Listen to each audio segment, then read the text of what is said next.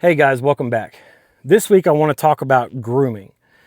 Now, if you don't own a horse and you're looking into getting a horse for the first time, or maybe if you're going to be taking care of somebody else's horses for a while, hopefully this video will help you kind of figure out your way around some of this stuff, because grooming horses, it can seem like a lot, but it is extremely important to understand what you're doing and what's going on.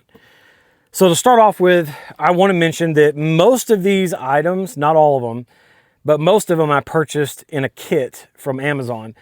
It came in this bag. It's made by Weaver. It came with an assortment of brushes and picks and a few other things, and we'll go over these and I'll kind of separate this stuff out and kind of show you what came in this bag. But the reason I picked this one is because it actually has extra slots, and I like that because to me it didn't come with everything I needed, and it's always nice to have the extra slots around the outside of it and space on the inside of it in case you want to add extra tools or sprays or whatever you need. So with that being said, let's dive off into this. The first product I want to talk about is antimicrobial wound spray. The reason that I keep this in my bag, and I believe it's very important, is horses, they like to roll around, they sometimes step in things or get scratches, cuts, whatever it may be. And this is a really good kind of immediate application. It is not a cure to a wound, but it is something that you can use to kind of, like, let's say you're out on the trail and your horse gets cut, you can spray this on there to help protect it until you can get to more of a, like a veterinarian or a permanent situation where you can fix whatever's going on. So I use this mostly for small wounds, and anything that I think, like right now it's hot, there's flies, you know, the horses like to roll around. I don't need a horse with an open wound getting an infection, and that's why I keep this in my bag. Secondly, I want to mention fly spray. Now this stuff here is Demore Platinum Equine Fly Spray, but that's not what's actually in here. I have the all-stock permethrin concentrate that's made to spray on these animals, and you just read the directions. This is a 32-ounce bottle. It'll tell you how many ounces to mix in the bottle with water. Shake it up and got a bottle of fly spray at the ready all the time. Next is a leather hole punch. Now, this bad boy has come to my rescue more times than I can count. Let's say you have to buy a new cinch for your saddle. Your cinch is too small, it's too big, whatever, you had to buy a new one. And sometimes the buckles on those cinches have a tongue that's supposed to go through the hole in your latigo, but it's too big and you can't get it through there. So instead of fighting with it, I keep one of these in my bag, and what I'll do is I'll just cut the hole a little bit bigger until it gets to the size that I need. Now this one does rotate. It's got different sizes, and it's also nice to have out in the field in case, you know, you're losing a little bit of weight that day or get in between sizes on your belt. You can always pop another hole in there for your belt buckle. Next, I want to talk about combs. Now, when it comes to combs, I have 3 different reasons for using a comb. Number one is general brushing, and that's what I use brushes like this for. This one is just a big hand brush. This one you can hold between 2 fingers. This is just for general brushing. You know, you're getting them ready for a ride, and you need to saddle them up, and you need to brush them before you saddle them. So these are very light brushes. They have hard plastic bristles, but these are not really for heavy duty cleaning. This is just more of a light general purpose brushing. The second kind of brush that I use is for heavy mud that's dried or caked on, and you don't have access to a water hose, but you need to get the mud off of them. For me, it's usually on my horse's rear ends. They'll roll around and somehow always end up with a big dried up patch of mud right there. And if you've ever had to deal with mud that's dried onto hair, it's very hard to get off. And this little kit that I bought came with this massaging tool that I use to massage and loosen up the dirt, and then I come back and hit it with this one. You can also go to your local Tractor Supply and buy one of these bad boys. Now this is a double-bladed shedding blade. And the reason that I like this one so much, not only because of the rubber handles and it's comfortable to use, you can use it one-handed, and you can pop it out like this and use it two-handed. Now I like this a lot because for bigger areas and that you really need to get just a lot of debris off of them, you can use this. You can use this when they're shedding. I mean, that's technically what this is made for, but that's not what I use it for. I only use this in instances where I got to get a lot of heavy debris off of my horse and I don't have access to a water hose. That comes in handy. However, for shedding, I use this. This is the Sleek Easy Original. And if I had to describe this, I would say it's basically a block of wood with a old hacksaw blade right here. Now, it's not sharp. I mean, if you really wanted to, you could get after yourself and cut yourself with it, so don't do that. But it's basically a doled out hacksaw blade that's stuck inside of this wooden handle here. And how you use this is, let's say your horse is shedding, right? And you're brushing them, and you notice after 2 or 3 strokes, your comb here is lathered in hair, and the bristles aren't exposed anymore, and it's really, really bad. The shedding is getting thick. I break this thing out, and you can do short strokes and just kind of inch your way down their body, and it's kind of a slow, tedious process, but this pulls all the shedding hair out. It is amazing. This is hands down the best investment that I've made in my horses as far as de-shedding them. I've tried lots of combs and lots of ways of getting that hair off mid-March, April, May. And even now in midsummer, they're still shedding a little bit. I'll start brushing them sometimes, and this brush will get lathered up in hair, and I'll just get this thing out and I'll go over it once.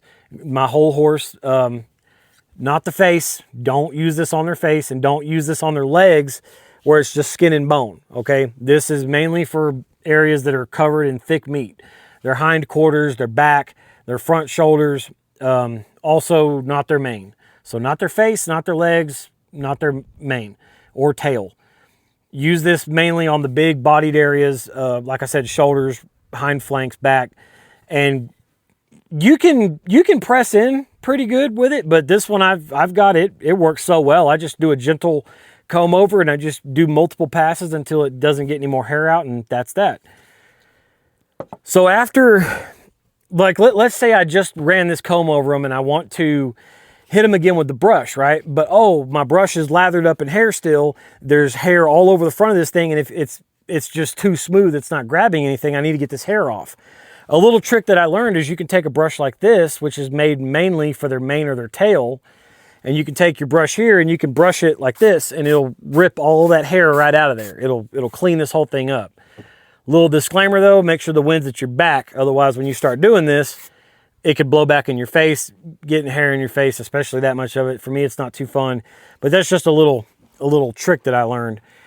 So as I mentioned, this comb I use mainly on their mane and tail, along with detangler.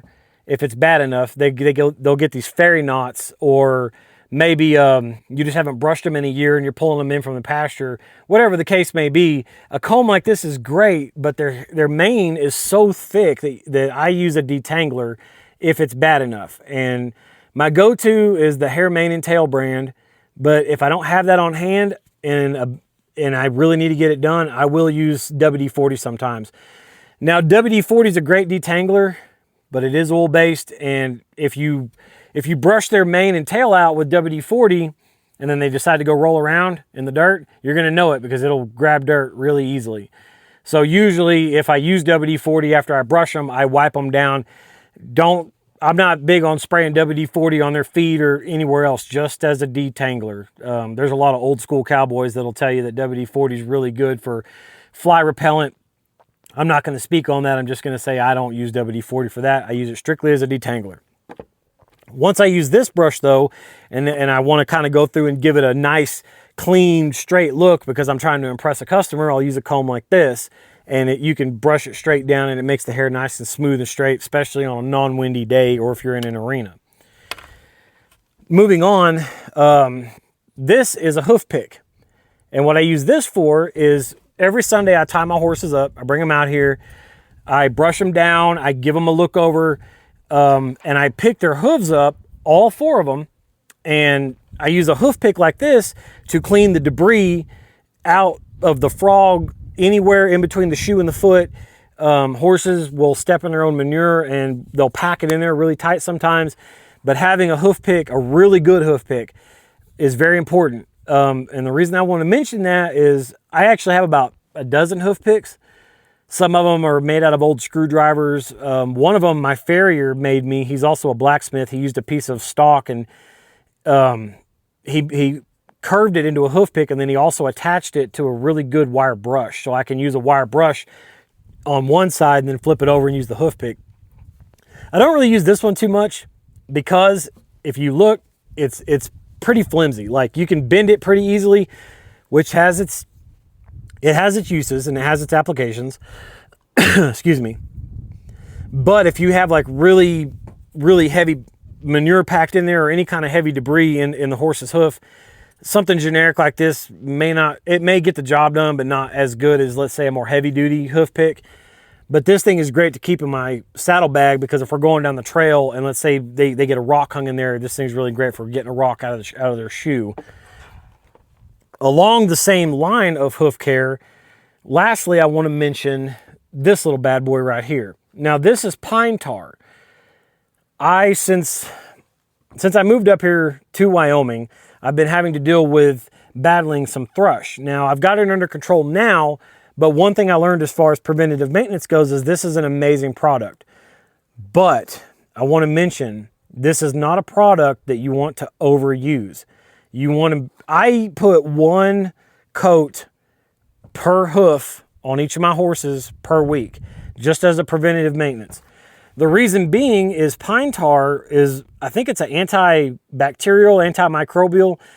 It's got really good health benefits for their hoof, but if you use too much of it, it can soften the hoof wall up really bad. So after consulting with my farrier and talking about my horses and what they need, we decided to use pine tar. And I went to Harbor Freight and I just picked up a box of 36 chip brushes here. I think it was $3 or $4.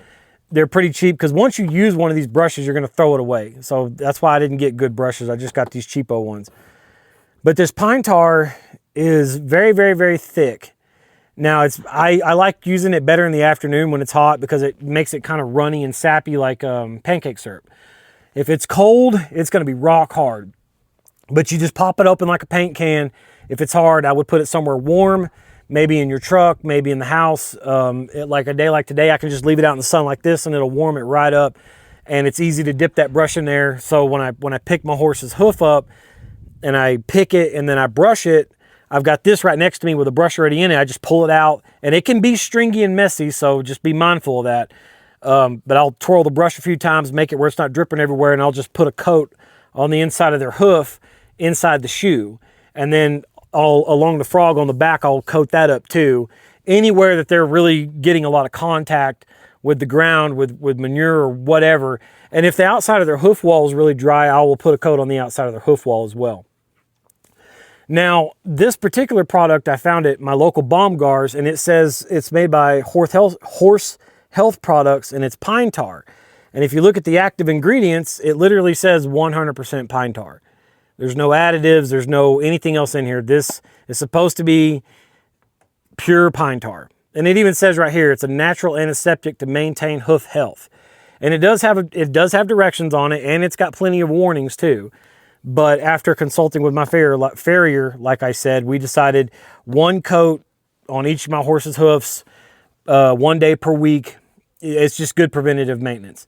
Now, I do want to say, if your horse does develop thrush, mild case, consult your vet. I'm not telling, this is not a cure for thrush. I use this as a preventative maintenance measure to keep them from getting thrush. Like I said, once a week, just put it on their hoof. But as always, consult a veterinarian if you have any serious issues going on. Well, that's it for this week, guys. I appreciate y'all tuning in, and let me know if you have any questions in the comments.